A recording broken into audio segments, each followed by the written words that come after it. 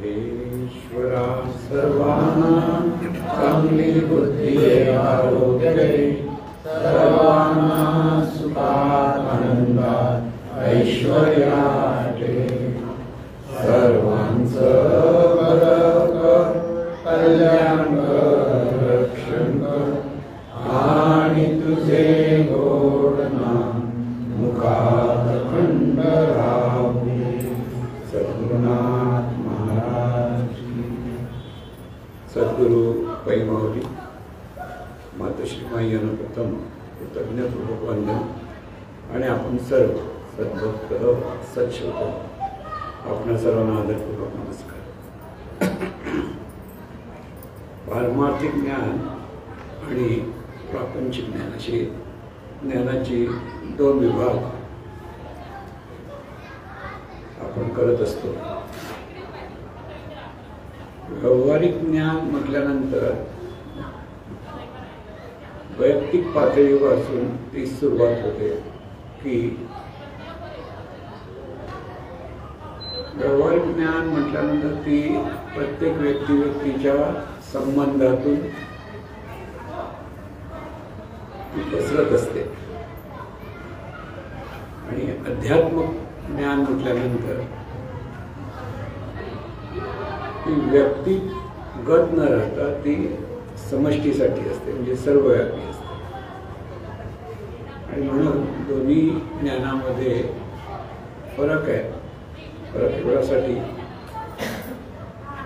की व्यवहारात ज्ञान करताना आपल्याला सगळ्यांशी संबंध जोडावे लागतात आणि शरीराच्या अपेक्षेत आपल्याला हवं नको या सगळ्या गोष्टी पाहाव्या लागतात. अध्यात्म ज्ञानामध्ये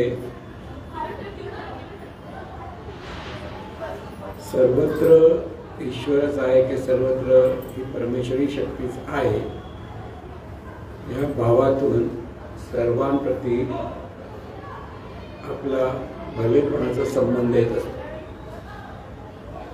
म्हणून बघायला गेलं तर ते एकमेकाच्या विरुद्ध वाटतात, पण ती दोन्ही ज्ञान एकमेकाला पूरक आणि पोषक आहे. म्हणून व्यावहारिक ज्ञान तर लहानपणापासून हळूहळू जसं मन मोठं होतं तसं त्याला सगळ्यांशी संबंध कसा ठेवायचा, नाती कशी साधवायची हे कमी जास्त प्रमाणात शिकवलं जातं. आणि शेवटी आपलं पोट भरण्यासाठी नेमकं काय करायचं हे शिकवलं जातं. आध्यात्मिक ज्ञानामध्ये आपल्याला आपलं व्यक्तिमत्व वितळावं लागतं की आपलं व्यक्तिगत जीवन आहे आणि त्या व्यक्तिगत जीवनाच्या अंगाने जे आपलं व्यक्तिमत्व आहे तेच वितळून टाकायला लागतं. कारण तिथे ती व्यक्ती नसते तर ती एक शक्ती आहे. त्या भावामध्ये आपल्याला जीवन जगावं लागतं. म्हणून आध्यात्मिक ज्ञान म्हणजे किंवा परमार्थाचं ज्ञान जे आपण म्हणतो ते अवगत होण्यासाठी नेमकं काय काय केलं पाहिजे असं बऱ्याच वेळेला लोकांना प्रश्न पडतो. तर ह्या पारमार्थिक ज्ञानासाठी सर्वात महत्त्वाचं म्हणजे पहिलं की हे ज्ञान देणारा की स्वतः अनुभवून इतरांना ज्ञान देणारा भेटावा लागतो. म्हणजे योग्य ते पारमार्थिक ज्ञान त्यांच्याकडनं ते सर्वसाधारण माणसाला मिळतं. आणि इथेच मोठा भाग जर लक्षात घ्यायचा की अशी व्यक्ती मिळायला फार कठीण असते की आध्यात्मिक ज्ञानातून जगणारी आणि त्याच्यातून मार्गदर्शन करणे. आणि त्यामुळे ह्या परमार्थामध्ये बराच गोंधळ आपण पाहतो, सगळीकडे पाहतो. पण बऱ्याच वेळेला की परमार्थाच्या नावाखाली की ते खरं प्रपंचच चाललेलं असतं. आपलं स्वतःचंच पोट भरायचं कसं की ज्ञान विकणं हा प्रकार इथे असतो की एवढं हे द्या की हे एवढे पैसे तुम्हाला द्यावे लागतात. पण पाहतो सगळीकडे की ते अध्यात्माच्या ज्ञान देताना अनेक कोर्सेस दाखवले जातात आणि त्याच्यातून सर्वसाधारण माणसाला तेवढे पैसे द्यावे लागतात. आता परंपरेने जर पाहिलं आपण पूर्वीच्या अगदी ऋषीमुनींच्या वेदकालीन काळापासून, तर तिथे अध्यात्मज्ञान हे विकलं जात नव्हतं. जो शरणागत असायचा, ज्याला खरोखर जिज्ञासा असायची, अशा व्यक्तीला ते ज्ञान सहजपणे दिलं जायचं. की जे अध्यात्म गुरु म्हणा, जो मार्गदर्शक असेल तो सहजपणे द्यायचा. त्याला त्यासाठी पैशाची आवश्यकता नसायची किंवा तेवढं असं कर तसं कर असं काही नसायचं. म्हणून आध्यात्मिक ज्ञान प्राप्त होण्यासाठी आपल्याला अशी निरपेक्ष व्यक्ती भेटावी लागते. आणि अशी निरपेक्ष व्यक्ती भेटल्यानंतरच खरं मार्गदर्शन तिथे होतं. म्हणून पहिल्यांदा भेटणारा मार्गदर्शक हवा. दुसरं सत्संग हवा, की त्याच ज्ञानाचं चिंतनात राहणारी समूह, चिंतनात राहणाऱ्या व्यक्तींचा समूह, की तो सत्संग जर असेल तर तिथे प्रगती लवकर. एकमेकाशी बोलून, एकमेकाशी चर्चा करून, त्यातच त्या अध्यात्मज्ञानाचं सतत पुन्हा पुन्हा चिंतन करून तिथे मनाचा विकास होतो. म्हणून पहिला हवा असतो मार्गदर्शक, दुसरा हवा असतो सत्संग, आणि तिसरं गोष्ट म्हणजे त्या व्यक्तीच्या ठिकाणी असलेली जिज्ञासा. त्याला जर जिज्ञासा नसेल तर त्या ज्ञानात तो प्रगती जास्त करू शकणार नाही. जरी मार्गदर्शक भेटला, सत्संग भेटला, तरी मुळात त्याला जिज्ञासा नसेल, की त्याला वाटतं की एवढं केलं म्हणजे बाद झालं, की त्याची तिथे प्रगती होऊ शकत नाही. म्हणून अध्यात्मज्ञानामध्ये जिज्ञासाच्या अत्यंत आवश्यकता असते. म्हणजे त्या व्यक्तीच्या मनात सतत आपल्याला हे ज्ञान प्राप्त करण्याची तळमळ असावी लागते. जी तळमळ असेल तर तिथे त्याची प्रगती लवकर होते. आता ह्या जिज्ञासा पूर्ण करण्यासाठी श्रवण म्हणजे शुद्ध श्रवणाची गरज आहे. त्या श्रवणातून मनन करण्याची गरज आहे. मननातून चिंतन करण्याची गरज आहे. चिंतनातून त्याचा निज ध्यास लागण्याची गरज आहे. आणि ह्या सर्व गोष्टी जेव्हा प्राप्त होतात तेव्हा परत त्या गुरूंच्या का मार्गदर्शकाच्या मार्गदर्शनाप्रमाणे साधना करणं आवश्यक असतं. म्हणजे श्रवण, मनन, चिंतन, निजध्यासाठी साधना, 5 गोष्टी अध्यात्मासाठी प्रगतीसाठी आवश्यक आहेत. म्हणजे प्रत्येक व्यक्तीने जेव्हा आपल्याला हे ज्ञान आत्मसात करायचं वाटत असेल तर आपल्याला ह्या मार्गाने जाता येतं. हा मार्ग सरळ मार्ग आहे. म्हणजे ते शॉर्टकट वगैरे काहीच नाही आहे. ते फक्त शुद्ध श्रवण पाहिजे. म्हणजे त्यासाठी तसं चांगला मार्गदर्शक असावा लागतो.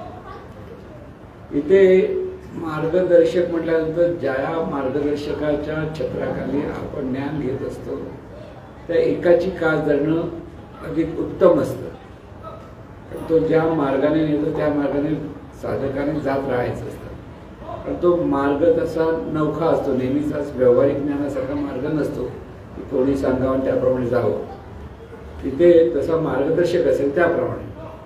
पण इथे बऱ्याच वेळेला बरीच साधक मंडळी इकडून तिकडे उड्या मारण्यात पुस्तकाचा जरा इथे बघूया, इथे काय चाललंय ते बघूया, जसं टी व्हीच्या चॅनलवर आपण बदलत बसतो तसं बरीच मंडळी त्याप्रमाणे पाहत असतात. आणि त्यामुळे मुळात ते ज्ञान अपरिपक्व असल्यामुळे अशा साधकाची बऱ्याच वेळेला कुचंबणा होते की हे बरोबर आहे की ते बरोबर. आणि सांगणारे वेगळ्या वेगळ्या पद्धतीने सांगत असतात. आणि हा जर परिपक्व नसेल, नेमकं यांना काय म्हणायचं हे कळत नसेल तर शब्दामध्ये तो गोंधळाचा पडतो आणि परत त्याचा गोंधळ निर्माण होतो. म्हणून इथे साधकाकडे आपण ज्या मार्गदर्शकांना मार्गदर्शन स्वीकारायचं असतं त्याच्यावर पूर्णतः श्रद्धा असावी लागते. श्रद्धा असेल तर ते ज्ञान आत्मसात करायला सोपं पडतं. आणि म्हणून श्रद्धा फार महत्वाची आणि ज्ञाननिष्ठा महत्वाची, की ज्ञानासाठी त्याने तिथे सतत प्रयत्नशील राहिला पाहिजे. म्हणून अशा साधकाने आपल्या त्या मार्गदर्शकाच्या प्रती शरणागती स्वीकारता, की ते सांगतात त्याप्रमाणे आपल्याला माहीत नाही तर आपल्याला ते कळलं पाहिजे, त्याप्रमाणे आपण करत राहिलो. अशा वेळी इकडे तिकडे न जाता एकाच मार्गदर्शकाच्या मार्गदर्शनाप्रमाणे जर अभ्यास करायला लागला तरी ते उत्तम होऊ शकतं.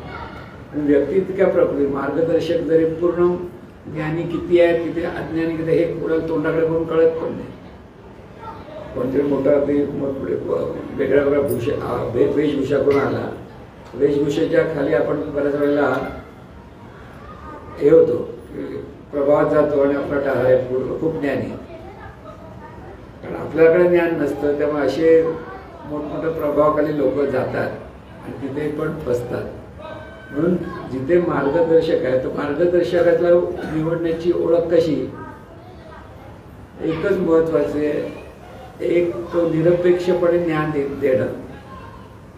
दुसरं तुम्ही जे साधकाने विचारलेल्या प्रश्नाची उत्तरं तो तात्काळ देतो, विचार करत बसत नाही.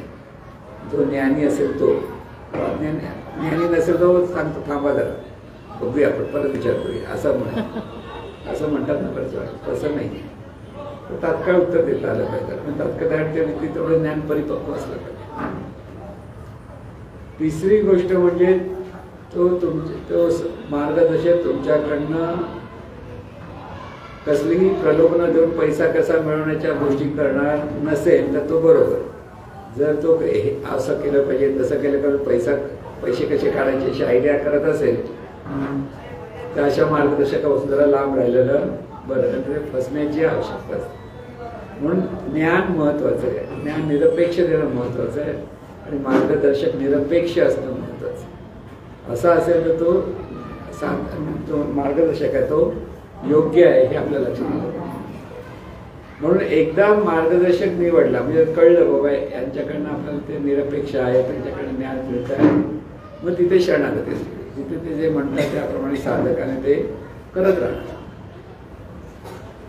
समाज म्हटल्यानंतर तिथे अनेक प्रलोभन येणारच. आणखी कुठेतरी दुसरीकडे ऐकू कळतं, आणखी कोणाचं कुठून कोणतरी बोलते कानावर पडतं, आणखी तुमच्या पंथात काय तर ते कानावर पडतं. ते कितीही पडलं तरी आपला मार्गदर्शक जे सांगतो त्याप्रमाणे जाणार. आपलं ज्ञान जोपर्यंत परिपक्व होत नाही तोपर्यंत तिकडे तिकडे जाऊ नये, नाहीतर तिथे सगळा गोंधळ होतो. हे सांगतात बरोबर ते सांगतात बरोबर. कोण म्हणे शरीर साक्षात परमेश्वर, कोण शरीर अगदी तुच्छ आहे त्यावेळी बघू नका असंही सांगणारे आहेत. आता याच्या कोणाचं ऐकायचं असा प्रश्न पडतो ना. दोघांनी सांगण्यामध्ये फरक नेमका काय आपल्याला कळत नाही का सांगतात ते. आणि म्हणून आपलं ज्ञान परिपक्व होईपर्यंत एकाच मार्गदर्शकाच्या छत्राखाली राहणं हे साधकासाठी उपयुक्त ठरतं, नाहीतर त्याचा गोंधळ होतो. म्हणून जसजसं आपल्याला हळूहळू ज्ञान अवगत होतं साधकाला, आपल्याला म्हणजे साधकाला, तसं त्याला कळल्यासारखं वाटतं बऱ्याच गोष्टी. आणि कळल्यासारखं वाटलं की तिथं मोठा धोका असतो की त्याला अहंकार होतो. मला माहिती आहे, मला माहिती आहे, मला माहिती असं वाटतं. हे सगळं आपल्याला माहिती आहे.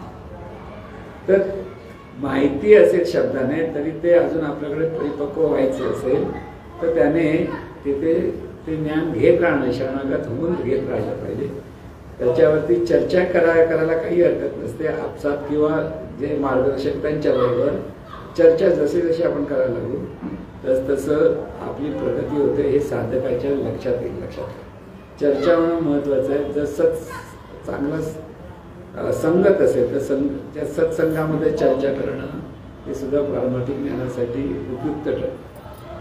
म्हणून पहिलं शुद्ध श्रवण म्हटलं की शुद्ध श्रवण म्हणजे एकच की जिथे परमेश्वरी शक्तीच्या द्वारे हे जीवन कसं चाललं आहे आणि त्यासाठी परमेश्वरी शक्ती म्हणजे नेमकं काय, तिचं कार्य कसं चाललेलं आहे आणि त्याच्या शक्तीचा आणि आपला संबंध काय यावर जे चिंतन केलं जातं, ज्यावर मार्गदर्शन केलं असतं ते शुद्ध श्रवण असतं. म्हणजे शुद्ध श्रवण म्हणत असताना आपल्याला कसं वागलं पाहिजे, कसं बोललं पाहिजे हा एक भाग येतो.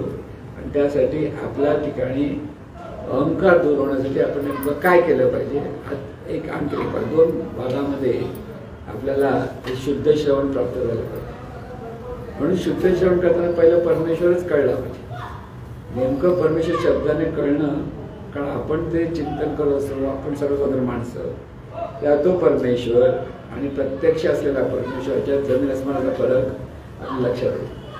म्हणून परमेश्वर कळणं आणि त्या अंगाने श्रवण पुन्हा पुन्हा ऐकणं. कारण एका दिवसात एक ऐकलं की ते लगेच समजतं असं नाही. तिथे परत आपला एकसारखा संभ्रम असतो की इथे करतं, कारण आपण परंपरेने जर मूर्ती पूजक असू आणि आपल्याकडे अनेक देवदेवतांच्याबद्दल श्रद्धा असेल तर शुद्ध श्रवणामध्ये सांगितलेला परमेश्वरा त्यापेक्षा अधिक वेगळा असतो हे लक्षात येईल. मग तिथे गोंधळ होतो, मग हे करायचं ते करायचं.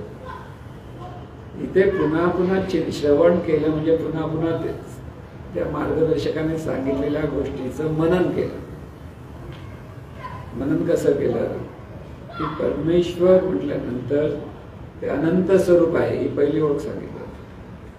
तर अनंत स्वरूप म्हणजे नेमकं काय? मनन किती केलं? मनन म्हणजे परमेश्वर अनंत स्वरूप आहे, अनंत स्वरूप आहे, अनंत स्वरूप. नवीन साधकासाठी काही कळत नाही. अनंत स्वरूप एवढं कळलं, पण तितकं अनंत स्वरूप म्हणजे नेमकं काय हा प्रश्न त्याला पडला पाहिजे. पण त्याला प्रश्न पडत नाही, तो फक्त सांगितलेला ऐकतो अनंत स्वरूप. एकदा ते ज्ञान आत्मसात करायला लागलं की हळूहळू प्रश्न पडतो की हे अनंत स्वरूप म्हणजे नेमकं कसं अनंत? तर अनंताचे अर्थ दोन आहेत. एक अंत नाही तो अनंत, म्हणजे जन्म आणि मरण जिथे नाही ते आदि ना अनंत असा शब्द आहे. अनादि आणि अनंत असे दोन शब्द. अनादि म्हणजे जन्म नाही आणि अनंत म्हणजे अंत नाही. आणि ज्याला जन्म आहे त्याला अंत आहे ही दुसरी गोष्ट. म्हणजे आपण जन्माला आलो तर आपल्याला अंत आहे, पण जे जन्मालाच आलेलं नाही पण ते आहे त्याला अंत नसतो, ते अनंत. हा एक अर्थ. दुसरा अनंत म्हणजे काय? अनंत म्हणजे अमर्याद, सर्व अंगाने. तिथे कसलीच मर्यादा नाही. परमेश्वरी शक्तीला कसलीच मर्यादा नाही. कुठेही कुठूनही बघा तर सर्व अंगाने ही परमेश्वरी शक्ती सर्वत्र व्यापून आहे, म्हणून तो अनंत. म्हणजे त्याशिवाय अनंत म्हणजे तिथे अनंत याचा अर्थ त्या एका शक्तीशिवाय दुसरं तिथे वेगळी दुसरी शक्ती नाही. म्हणजे जसं आपण समुद्र म्हणतो की एक हिंद महासागर आहे आपण म्हणतो, दुसरा अरेबियन सागर म्हणतो, असे वेगवेगळे समुद्राची नाव आहेत, एकमेकाशी जोडलेत पण सगळ्यांचे पार्ट आपण वेगळे वेगळे करतो नाही. तसं ह्या शक्तीतला वेगळं वेगळं काही बघता येत नाही, कारण ती शक्ती दिसणारीच नाही आहे. अदृश्य अशी शक्ती आहे. त्यामुळे तो अदृश्य आहे, अव्यक्त आहे.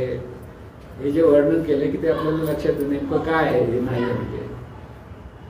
पण अनेक गोष्टी अशा आपल्या जीवनात आहेत की त्या आपण अनुभवतो पण त्या नेमक्या शब्दाने सांगता येत नाही. म्हणजे सगळ्यात सोपं म्हणजे आपली झोप. आपण झोपतो म्हणजे नेमकं काय होतं आपल्याला सांगतात. गाढ झोपलं म्हणजे नेमकं काय झालं माहीत नाही, पण छान वाटलं उठल्यावर, हा अनुभव आहे. बाकी काय सांगणार झोपेत? गाढ झोपेत कुठे असतोस, काय करतो, कसं होतं, काही सर नेहमीचा अनुभव आहे. पण ज्याला गाढ झोप माहिती आहे तर दोन गोष्टी आहेत. ज्याला गाढ झोप लागत नाही, मध्ये मध्ये उठतो किंवा घाबरून उठतो, हे सगळं असतं ना, त्याला गाढ झोप कळणार नाही. पण कधीतरी त्याला एखाद्या दिवशी लागते तेव्हा तो म्हणतो अरे आज मला बरं वाटलं. रोज जरा जो त्रास होता तो त्रास मिळाला नाही. म्हणजे फरक कळतो, पण शब्दाने सांग म्हटलं तर शब्दाने त्याचं वर्णन नाही करत. पण सगळेच गाढ झोपतात म्हणून सगळ्यांना गाढ झोप माहिती आहे, म्हणून आम्ही गाढ झोपलं म्हणून दुसऱ्याला गाढ झोपलं कळलं. अनुभव असेल तर कळतं. अनुभवाशिवाय त्या गोष्टी शब्दाने वर्णन करता येत नाही. तसंच ही शक्ती जी आहे ती किती शब्दाने वर्णन केली तरी अनुभवल्याशिवाय ती कळत नाही. महत्वाचं आहे म्हणजे अनुभूती पाहिजे. परमेश्वराची अनुभूती घेता आली तरच ती कळते, नाहीतर तोपर्यंत सगळं बोलाचा भात आणि पुढे काय म्हणतात बोलाची कडी. मग कोण जेवून चुकतो तो कोण चुकतो कळलं ना.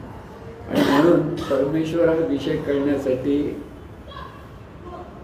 खऱ्या सद्गुरूंची किंवा खऱ्या मार्गदर्शकाची, अनुभवी मार्गदर्शकाची खूप आवश्यकता असते. कारण तो परमेश्वर असं म्हणतात तो आपण सगळीकडे पाहिला तरी तो दिसत नाही, पण तो आपल्याच ठिकाणी पाहायला लागला तर तो कळतो.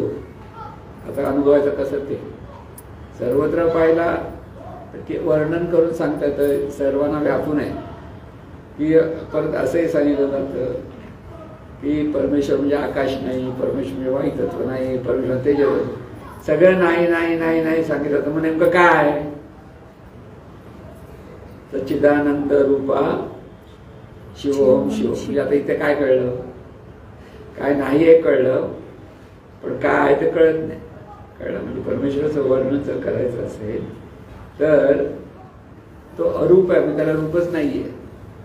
परमेश्वराला कसलंही रूप नाहीये, रंग नाहीये, गंध नाहीये. म्हणजे पंचमहातत्वाच्या म्हणजे पंच आपले ज्ञानेंद्रिय आहेत, त्या पंच ज्ञानेंद्रियातून जे आपण अनुभवण्याचा प्रयत्न करत असतो तिथे त्या अनुभवणं आपल्याला शक्य होत नाही. कारण त्यापैकी म्हणजे आपल्याला त्या आकार नाही, म्हणून डोळ्याला ते असं दिसत, दृश्य आकार नाही आहे, डोळ्याला दिसत नाही. परमेश्वराचा विशिष्ट ध्वनी आहे तर तो नाही, पण कानाने आहे कळत नाही. परमेश्वराला कसलं गंध नाही, पण नाकाने कळत नाही. त्याला स्पर्श करता येत नाही, कारण स्पर्श करण्याचा किती वस्तूच नाही म्हणजे. आणि तिथे त्याला अमुक एखादा स्वाद आहे, गोड आहे, आंबट आहे, तिखट आहे, तसंही काही. म्हणजे आपली पाचही ज्ञानेंद्रिय तिथे कामाची नाही. मग त्या परमेश्वराला ओळखायचं, मग तो परमेश्वर कसा समजून घ्यायचा, असा तो भाग येतो. आणि त्यासाठी आपल्याला परमेश्वरी शक्ती आकळण्यासाठी शब्दाने कळणं वेगळं आणि प्रत्यक्ष आकळणं वेगळं, या दोन गोष्टी आपल्याला. आता मग हा कळतच नाही काय अनुभव, तर खरं म्हणजे आपल्याला तो नेहमीच अनुभव असतो, तरी पण त्याला आपण अनुभवू शकत नाही. जसं रोज गाढ झोपतो, पण गाढ झोपेचा अनुभव उठल्यानंतर सांगतो झोपलो होतो, पण झोपेत काहीच अनुभव नसतो. तसं परमेश्वरी शक्तीचा अनुभव तो सर्वव्यापी असल्यामुळे ती शक्ती आपल्याला सतत असते. नाही असत असं पण नाही, पण ते आपल्या लक्षात येत नाही. आणि ते लक्षात न आल्यामुळे आणि सर्वसाधारणपणे आपण सगळीकडे दृश्य रूपानेच पाहण्याचा प्रयत्न करत असतो. पंचज्ञानेंद्रियाच्या द्वारे जे आपण जाणतो तेच खरं, अशी आपली मनोधारणा असते. त्याच्याशिवाय जे नाही कळत नाही ते नाहीये, म्हणजे आपल्याला कळत नाही म्हणून ते नाही असं त्याचा अर्थ झाला. पण ते तसं नसतं. त्यासाठी याचा अनुभव कसा घ्यायचा हे शिकायला. अनुभव घेतल्याशिवाय आपल्याला परमेश्वर कधीही कळू शकत नाही. अनुभव कसा घ्यायचा? म्हणून श्रवण आहे त्याचं मनन केलं की त्याचं चिंतन करायचं. म्हणजे ईश्वर जो अनंत आहे, म्हणजे तो अनंत म्हटल्यानंतर अमर्यादपणा आहे, त्याला जन्म नाही, मरण नाही, त्याला कसलाही रंग नाही, रूप नाही, आकार नाही. हे सगळं कळल्यानंतर त्याचं चिंतन करावं. मग तो आहे कसा, मग तो कसा आहे हे पाहण्यासाठी सद्गुरू त्यांना मार्गदर्शन करतात. की एक असंच व्यक्ती सद्गुरूंकडे आली आणि तिने सांगितलं मला हे अध्यात्म ज्ञान घ्यायचं आहे तुमच्याकडनं. तर त्यांनी त्यांना विचारलं तू कोण आहेस? तर त्याने नाव सांगितलं, बरं शिवराम समजा नाव आहे, शिवराम. बरं मग तुझी जात काय आहे? मग तो सांगतो मी बाबा क्षत्रिय आहे. मग तुझा व्यवसाय काय आहे? तर मी तो मोठी इंजिनियर आहे. हे सगळं त्याची ओळख आहे. आता हे सगळं जे तू सांगितलं बाजूला कर आणि ये. आता म्हणतो आता हे बाजूला करताना यायचं कसं? ते बाजूला केल्याशिवाय तुला हे ज्ञान आत्मसात करता येणार नाही. जोपर्यंत मी असा आहे, मी अमुक आहे, अभिमान अहंकारात तू असशील तोपर्यंत तुला ज्ञान घेता येणार नाही. म्हणून तू हे सगळं बाजूला करून यायला हवं. तू कोण आहेस तर ह्याशिवाय सुद्धा तुझं जे अस्तित्व आहे ते तुला अनुभवता आलं पाहिजे. तुझं नाव तुला बाजूला कर, तुझा धर्म काय म्हणायचे ते बाजूला कर, तुझा व्यवसाय कसला इंजिनियर डॉक्टर काय ते बाजूला कर, तू कोणाचा मुलगा, कोणाचा बाप, कोणाची बहीण भाऊ काय असेल ते बाजूला कर. आणि त्याच्याशिवाय तू आहेस हे तुला अनुभवता आलं पाहिजे, तर तू हे अध्यात्मज्ञान घेऊ शकतोस. आता हे असं सांगितलं तरी किती कळणार?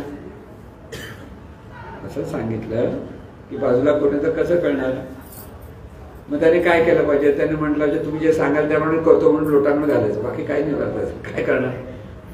हळूहळू तू ऐकत जाईल, हळूहळू त्याला कळत जाईल, तेव्हा ते लक्षात येईल ना की नेमकं हे सर्व सोडून म्हणजे या सर्वाचं बाजूला करून आपण असतो किंवा आपण जे आहोत, जे आपल्याला आपण सतत आहोत आहोत आहोत असं वाटत असतं, तिथेच ईश्वरी शक्ती नांदते. पण तिथे ती नांदत असली तर तिला कळत नाही. ती पंचज्ञानेंद्रियाच्या द्वारे सगळं भोग घ्यायच्या मागे लागलेली असते. म्हणजे आपण प्रत्येक गोष्ट बघा, काही सुंदर छान दिसतं का, चांगलं ऐकू येतं का, चांगली गाणी पाहिजेत, चांगले शब्द पाहिजे, हे सगळं चांगलं चांगलंच्या मागे लागलेलं असतो. आणि ते मिळालं तर सुखी असतो, नाही मिळालं तर दुःखी होतो, चिडतो, रागावतो. असं सगळं आपलं जीवन चाललेलं असतं. म्हणून श्रवण पाहिजे, मनन, श्रवणातून मनन, पुन्हा पुन्हा ते विचार केला पाहिजे. मनन म्हणजे पुन्हा पुन्हा जे सांगितलेलं आहे त्याचा विचार आपल्याला पुन्हा पुन्हा करावा लागतो.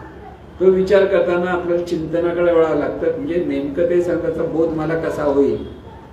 आपल्या शब्द कळले, शब्द पुन्हा पुन्हा वळवले तर मनन, आणि शब्दाच्या मागे जो बोध आहे तो जर धारण केला तर त्याला म्हणतात चिंतन. इथे चिंतन कसं करायचं? मग परमेश्वर आहे मनन. ईश्वर सर्वत्र आहे, सर्वत्र सर्व रूपारूपातून प्रकट आहे, हे मनन झालं. पण आता आपल्याला सांग ना, सगळीकडे ईश्वर भरलेला आहे, प्रत्येक रूपारूपामध्ये ईश्वर आहे. मग आपण समोरच्या व्यक्तीला पाहून तो ईश्वर आहे म्हणून समजू शकतो का? नाही समजू शकतो. रूप म्हणून आपण बघतो.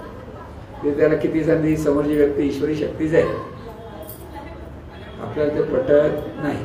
किती सांगू किंवा त्या मनाला, अंतर्मनाला ते पटत नाही. मग किती पण आपण म्हणतो की आम्ही अभ्यास करतो, हे करतो, पण ज्या वेळेला आपण एखाद्या व्यक्तीकडे ईश्वर म्हणून जर पाहत नसू तर आपला परमार्थच पडतो. कळलं मी काय म्हणतो? की प्रत्येक ठिकाणी ईश्वर भरलेला आहे, प्रत्येक रूपारूपातून ईश्वर प्रगट आहे. आता प्रत्येक रूपारूपातून ईश्वर प्रगट आहे म्हणजे काय? त्या व्यक्तीचं रूप, रंग, गंध किंवा नाव, गाव, जात, धर्म हे सगळं बाजूला करून तो जो आहे तो ईश्वर आहे. काय म्हणतो? रूप म्हणजे काय? रूप म्हणजे रूपातच गुंतलो की तो गोरा पाना आहे का, उंच आहे का, छोटा गुटका आहे, हे बाजूला सगळं करून तो जो आहे तो ईश्वर आहे असं आपल्याला पाहता आलं पाहिजे. आणि हे पाहण्यासाठी चिंतन केलं पाहिजे. की झाड दिसतंय, मोठं दिसतंय, खडबडीत फांद्या, खूप पानं आहेत, सगळं आहे, पण त्या हे ज्याच्या द्वारे चाललेलं आहे ते जे तत्व आहे ते ईश्वर आहे. म्हणून झाडालाही नमस्कार केला पाहिजे, कारण तिथे ती ईश्वरी शक्ती ना. कोणत्याही पशु पक्ष्यालाही नमस्कार करून मनातून नमस्कार करता आला पाहिजे, कारण तिथे तो ईश्वर आहे, तिथे ईश्वर शक्ती. प्रत्येक माणसाकडे पाहून मनातून पहिला नमस्कार करता आला पाहिजे, तर ती ईश्वरी शक्ती आपल्याला हळूहळू कळायला लागेल.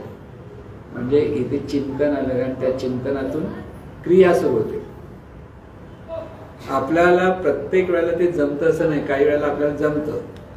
बऱ्याच वेळेला कसं होतं, आपण निसर्गात गेलो की झाडं पाहिली, आकाश पाहिलं, चंद्रमा असेल, तिथे ईश्वर आहे, ईश्वर आहे, ईश्वर सगळं.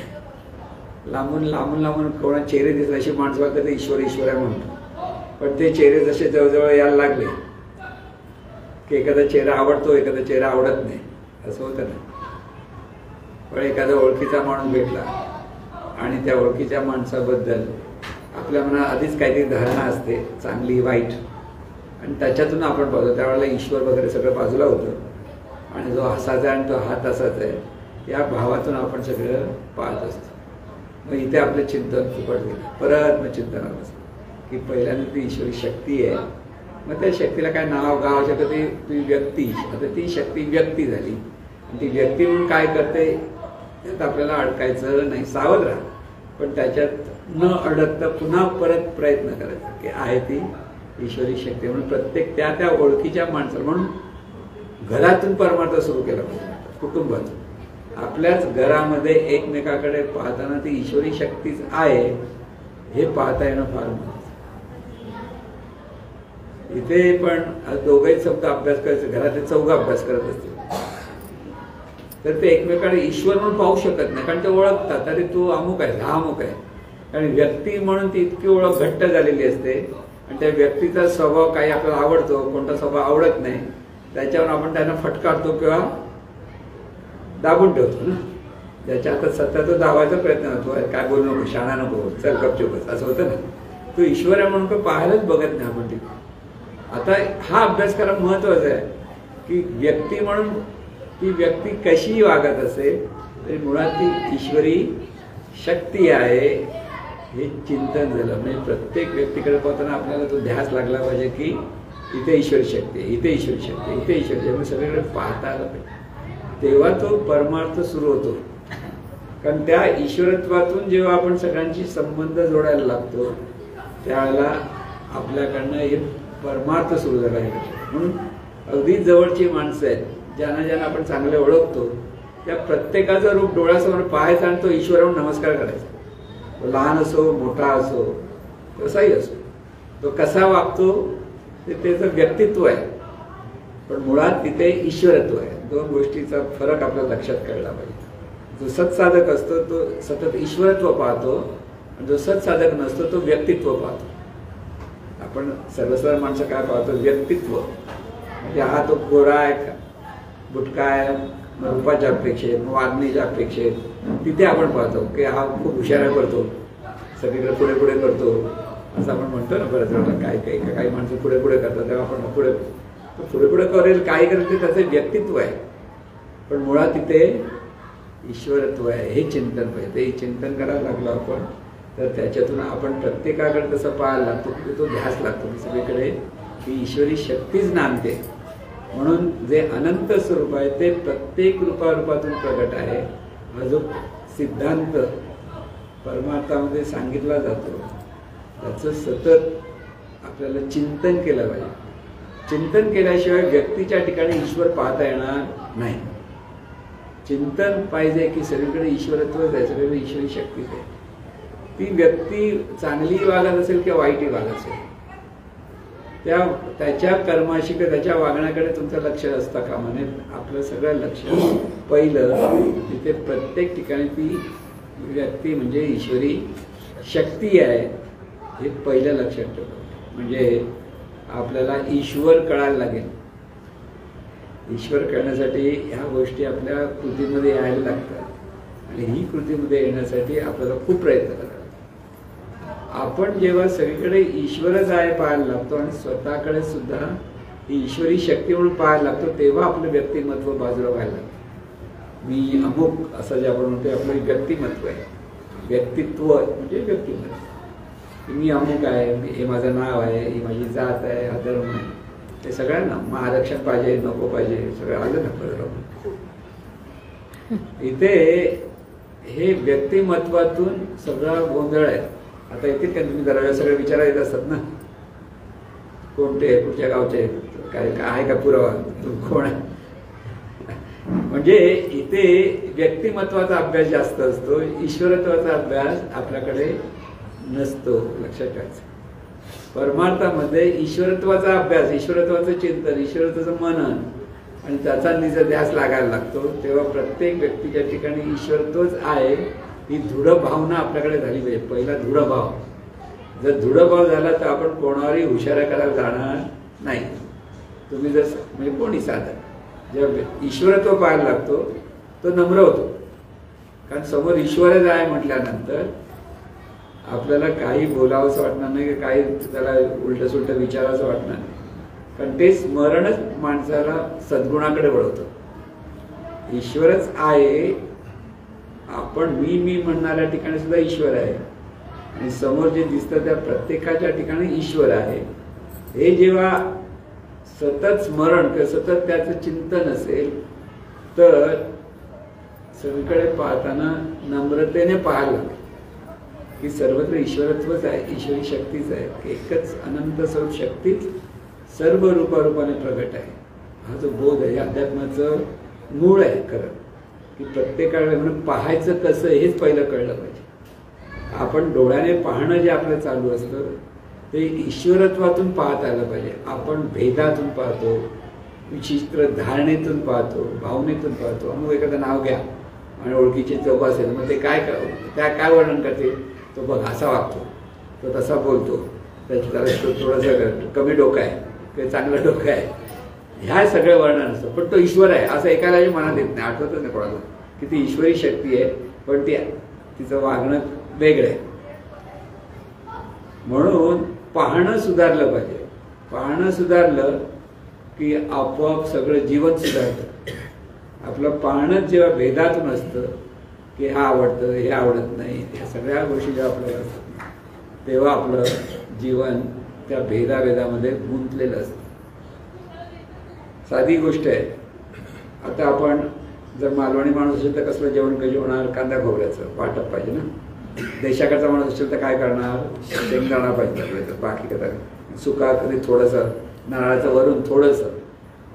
मालवणी जेवणाचं कधी वाटून बिटून काय टाकलेलं नसतं. आणखी दुसऱ्या प्रदेशात आणखी वेगळ्या प्रकारचं चायनीज जेवण वेगळं. प्रत्येक जेवणाला चव असते जर चव घेता आली तर, प्रत्येक प्रकार जेवणाचा. पण आपल्याला नाही, मला हे असं नसेल तर आवडतं, असं नसेल तर आवडत नाही. काय ठरवतो कोण? आपण. आता चायनीज जेवण आता काही लोक चवीने जेवतात, पण पूर्वी कधी चायनीज नको रे बाबा ते चायनाचं जेवण असं म्हणणार ना. तर आता इटालियन जेवण आलं, जेवण पद्धती आल्या, अशा वेगवेगळ्या पद्धती आहेत. त्यांची चव प्रत्येकाची एक विशिष्ट पद्धती घेता आली पाहिजे तर सगळं आवडेल. जर घेता नाही आलं तर हे नको ते हवं, ते नको हे हवं, तिथे झालं. मग समत्व काय पाहिजे? प्रत्येक पदार्थाला विशिष्ट चव असते आणि ती चव मला घेता आली पाहिजे. मला अशीच चव पाहिजे म्हणून जर तुम्ही खायला गेला तर मला आवडणार नाही. एखादा पेढा कंदी पेढा म्हटलं तर तसाच आवडला आणि दुसरा पेढा घेतला आणि तो आवडत नाही म्हटलं तर काय होतं? तो कंदी पेढ्याची चव चांगली आहे म्हणा, पण दुसरा पेढा त्याच्या पण चव चांगलीच आहे. त्याला चांगली आणि वाईट म्हणाल आपण का म्हणतो? आपणच भेद करतो.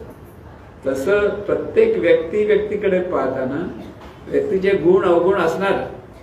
नेहमी लक्षात ठेवायचा, कोणती व्यक्ती सर्व गुण संपन्न नसते. कोणती व्यक्ती किती मोठा संत असो तरी तो सर्व गुण संपन्न नाही, ते पहिलं लक्षात ठेवा.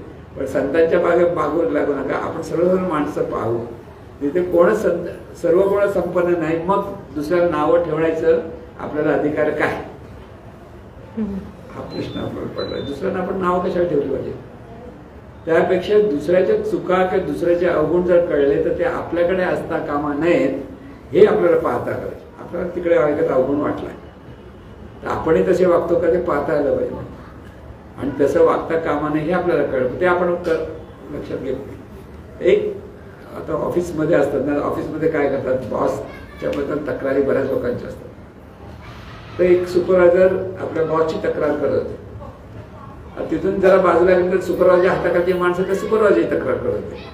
म्हणजे हाही शिकत नव्हता, तोही शिकत, सगळे एकमेकांवर तक्रारीच करतात. पण नेमकं आपल्याला कशासाठी आपण एकत्र आहोत, कशासाठी आपण काम करतो आहोत ते राहते बाजूला आणि बाकीच्या गोष्टीमध्येच आपण अडकत असतो. तसं परमार्थ करत असताना सर्वत्र ईश्वरत्वच आहे या बोधामध्ये आपण इतकं चिंतनात असलं पाहिजे की इतर समोरच्याच्या गुण अवगुणाकडे आपलं तितकं लक्ष असता कामा नये.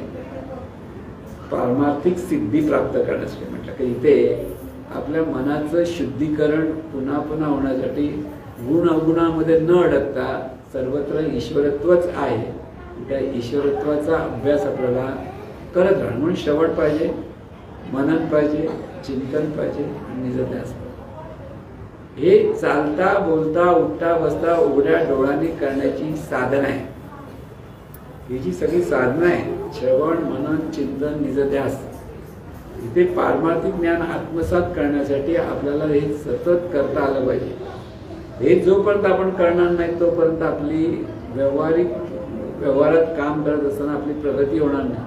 कारण व्यावहारिक ज्ञान वेगळं आहे. व्यावहारिक ज्ञानामध्ये आपल्याला फायदा काय तोटा काय, हवं काय नको काय हे पाहत असतो.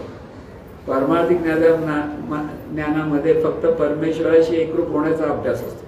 हवं नकोच्या मागे आपण तिथे लागायचं नसतं. दोघांचा आपल्याला बॅलन्स करता आला पाहिजे. कारण आपण प्रपंच पण करणार तर हवं नको काय ते पाहता आलं पाहिजे, पण त्याला मर्यादा पाहिजे. किती हवं आणि किती नको हे कळलं तर तिथे पारमार्थिक ज्ञानातून जीवन जगता येतं.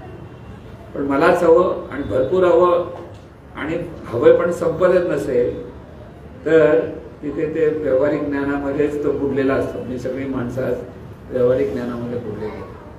आज जर बघायला गेलं राजकारण म्हणजे महाराज म्हणतात ते अराजकारण आहे.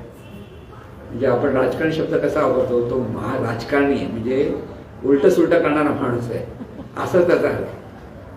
या भारतामध्ये एकच असा खरा राजकारणी होता तो म्हणजे महात्मा गांधी. कळलं? आज त्यांची पुण्यतिथी आहे की एकच राजकारण म्हणजे सर्वांच्या भल्यासाठी ज्याने आपला देह झिजवला, स्वतःचा कशाच फायदा बघितला नाही, सर्वांचा भला म्हणजे तो कोणत्याही जातीचा असो, धर्माचा असो, पंथाचा असो, तिथेही जरी स्वतः आपण हिंदू आहे म्हणून जरी सांगत होते तरी त्यांनी कोणाचा द्वेष केला नाही, कोणाचा मत्सर केला नाही. आणि त्यांना राजकारणी म्हणण्यापेक्षा त्यांनी समाजकारणच केलं जास्त. पण महात्मा गांधींना मारलं आणि अराजकारण सुरू झालं. आजच्या दिवशी ज्यांनी मारलं त्याला वाटतं आपण खूप मोठं चांगलं केलं, त्याचा गौरव पण लोक करणारे भेटतात. पण त्या दिवसापासून ह्या भारतामध्ये सगळीकडे अराजकारण सुरू झालं. आपलं स्वतःचं हित कसं पाहायचं हेच बघ. बघा कोणत्या निवडून आला, काही दिवसात त्याच्याकडे प्रचंड प्रॉपर्टी जमा होते. कशी होते कोणत्याला विचारत नाही. कळलं? आता विरोधी पक्षात असेल तर ईडी पाठी लागेल, विरोधी पक्षात नसेल तर ईडी पण पाठी लागेल. एवढाच त्याचा अर्थ असतो. कळलं की नाही? म्हणून बाकी सगळीकडे अराजकारणच आहे, राजकारण नाही. म्हणून महात्मा गांधी एकमेव म्हणून त्यांना महात्मा का म्हणायचं? खरं त्या खऱ्या राजकारणातला खरा संत होते ते लोकांसाठीच धडपडले. म्हणून हे जे जीवन आहे हे जीवन सर्वसाधारण माणसाला जगताच येण्यासारखं नाही. इतकं त्यांच्यासारखं जीवन जगायचं म्हटलं तर तसं जीवन जगू शकत नाही.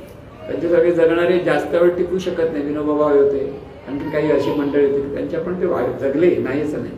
पण बाकीचे सगळे लोक काय केलं सगळ्यांनी? आपल्या स्वतःचाच फायदा कसा. मला आठवतं काही वर्षापूर्वी एका युवकाला एका पक्षाच्या माणसाने जवळ बोलवलं. त्याचा एक काही संघ तयार होता, त्या संघात त्याला डायरेक्ट मंत्रिपदासाठी बोलवलं होतं. निवडून आला होता पण त्याकडे शर्ट पण नव्हता घालला. मित्राकडे शर्ट घालून गेला होता. आज तो त्याच्याकडे शर्ट किती येतो विचार करू नका. एवढी प्रॉपर्टी आहे की तुम्ही कोणी म्हणणार नाही ह्याच्याकडे अजिबात प्रॉपर्टी नव्हती. ह्याला म्हणतात आजचं राजकारण. आणि महात्मा गांधींकडे एवढा बॅरिस्टर माणूस, चांगली सुख संपत्ती होती, सगळं चांगलं होतं. पण त्यांच्याकडे नंतर शर्ट पण ते घालत नव्हते, एक पंचा लावून फिरत होते. ते खरे राजकारणी आणि हे आजकाल राजकारण आहे. हे असा प्रकार. आता आज तुम्ही म्हणा कोणावर तुम्ही विश्वास ठेवणार? ज्याच्यावर विश्वास ठेवायला लागेल तो पैसा कमवण्याच्याच मागे लागलेला असतो. म्हणून हा जो सगळा फरक आहे जीवनामध्ये की इथे हे सगळं जरी असलं तरी परत प्रत्येकाकडे ईश्वरत्व पाहता आलं पाहिजे. लक्षात घ्या, ह्या सगळ्या गोष्टी ज्या आहेत, काही राजकारणी किंवा काही असेल, आपण जर तिथे बघायला गेलो की तिथे परत आपली बुद्धी भ्रष्ट व्हायला लागते. त्याच्यापेक्षा त्याला नमस्कार करायचा. जितके चांगले गुण आहे तेवढे चांगले गुण त्याच्यावर अधिक येऊ दे हीच प्रार्थना करत या देशामध्ये पुन्हा महात्मा गांधी, पुन्हा शिवाजी महाराज यावेत अनेक पटीने, हीच प्रार्थना आपल्याला करता आली पाहिजे की ज्याच्यातून सगळ्या समाजाचं भलं व्हायला पाहिजे. आणि म्हणून परमार्थ हा अतिशय महत्वाचा आहे. कारण या सर्व विश्वामध्ये चांगलं आणि वाईट याचा बॅलन्स आपल्याला जर साधायचा असेल तर आपल्याला आध्यात्मिक ज्ञान प्राप्त करणं फार महत्वाचं आहे. आणि त्यासाठी खऱ्या सद्गुरूंची कास धरणं, त्यांना शरणागत होणं आणि त्यांनी जे शिकवलं ते आपल्या आचरणात आणण्याचा प्रयत्न करणं. हे आचरणात जोपर्यंत येणार नाही तोपर्यंत येऊ शकत नाही. आणि हे सगळं सिद्ध होण्यासाठी परत सद्गुरू प्रणीत विशिष्ट साधना आपल्या प्रत्येकाला करता आली पाहिजे. पाचवी सगळ्यात महत्वाची गोष्ट, साधना म्हणजे मन स्थिर करण्यासाठी केलेलं एक मार्ग. मन सिद्ध म्हणजे मन स्थिर होणं फार महत्वाचं आहे. मन शांत होणं महत्वाचं आहे. काही काळासाठी जेव्हा मन शांत आणि स्थिर होतं तेव्हा त्या मनामध्ये प्रचंड शक्ती निर्माण होते आणि त्याच्यातून आपण परत हे सगळे श्रवण, मनन, चिंतन, निसध्यास करू शकतो. म्हणून सर्व अंगाने ज्यावेळेला आपण हा अभ्यास करायला लागू त्यावेळेला खऱ्या अर्थाने आपला परमार्थ सिद्ध होतो. म्हणून खरा परमार्थ सिद्ध झाला ते लक्षात घ्यायचं. नुसतं वरवरचा परमार्थ नाही, कर्मकांड करणं म्हणजे परमार्थ नाही. परत लक्षात ठेवा, कर्मकांड जोपर्यंत खरं ज्ञान कळत नाही तोपर्यंत कर्मकांड केलं जातं, ठीक आहे, कळत नाही.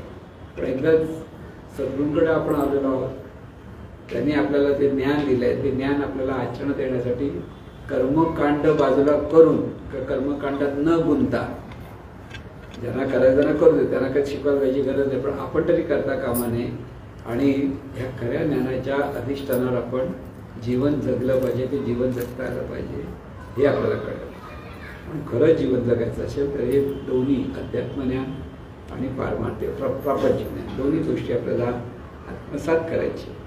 हे आत्मसात करण्याची सद्बुद्धी सर्वांना प्राप्त हो अशी सद्गुचरणी प्रार्थना.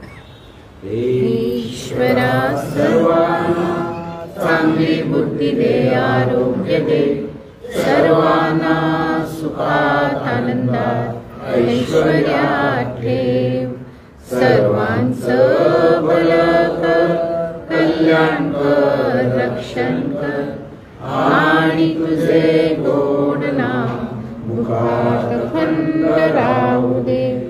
सद्गुरुनाथ महाराज की